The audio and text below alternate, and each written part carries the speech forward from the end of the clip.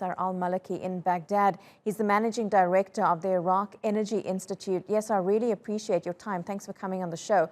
Just explain to us why Iraq is actually burning this gas, considering that it is so detrimental to the health of so many people.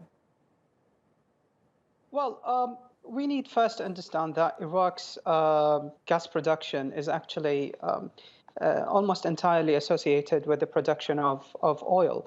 And since 2012, Iraq has almost doubled its production. So in the last decade, in every 5 new barrels of oil that have been added to the international market, 1 actually came from Iraq.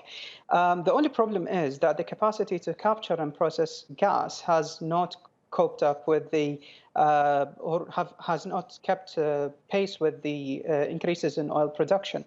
And this has to do with the lack of investment by the Iraqi authorities, because most of the revenues are used for public budgeting and little is reinvested into the industry itself. And also, of course, the failure to offer equitable and profitable terms to international investors to invest into the industry. The other big reason is really non-alignment of energy infrastructure development plans between the different ministries of the Iraqi government, chiefly the Ministry of Oil, that is responsible for gas production, and the Ministry of Electricity that utilizes that gas for electricity production, so the gas to power streams.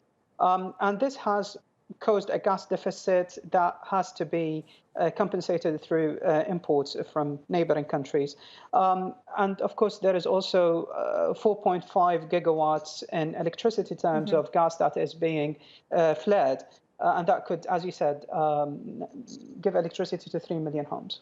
Yeah, and I mean, it really seems like it's so many people in the southern part of the country that are being affected. And I mean, there was an article in the New York Times, and it spoke to some of those people living in a village in southern Iraq called Naran Omar. People there seem to tell just awful stories of loved ones falling ill, mainly from cancer.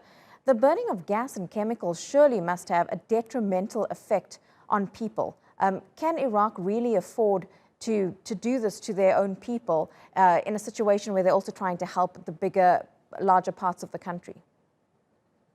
Well, Iraq is an oil exporting country, the second largest producer in OPEC. Iraq is a renter state that actually needs oil. 99% of exports come from oil. Almost more than 60% of the GDP is fueled by oil. More than 90%, as I said, of the fiscal revenues come from oil. Now, the case of Basra itself, Nahran Umar and other places in Basra, Basra is a commercial and industrial hub in Iraq. It's the main, basically. And there are many sources contributing to greenhouse gas emissions: transportation, ports, operations, industry, petrochemical, cement, so on and so forth.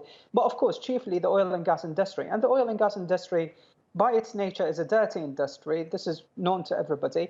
And 80% of Iraq's production comes from Basra. 90% of its exports also come from Basra. So there is an effect. We have seen a displacement of agricultural farmers from agricultural lands to cities. We have urban crowding, almost failure of infrastructure, higher rates of cancer than other cities and provinces, polluted air, water, and soil. But we have also to keep in mind that Basra was a staging and operational theater for 3 wars since the early 1980s. There are steps to be taken by the government. They have taken some steps, but also more needs to be done. This is not just a matter of handing compensations and moving people from one place to another. There should be a development plan, a program to create skill sets, to give opportunities to small and medium enterprises, to reignite interest in Iraq's agricultural industry, where many of these people affected can work, and other industrial sectors. But most importantly, we need to conduct a study to know how much pollutants are coming from what places in Basra, what oil fields, and so on. And this is something that is long due to be done. Also enforce stricter environmental laws and regulations. They have been historically lax and inadequate. But also One important thing, just to add to this point, which is very important. In the last 5 years, we had merged the Ministry of Environment and the Ministry of Health. We need to see the Ministry of Environment become independent again with a climate change focused agenda. This would help a lot, not just in Basra, but in all over Iraq. Okay, yes, sir. Al-Maleki live to us there from Baghdad. Thank you so much for giving us more insight into that situation in Iraq.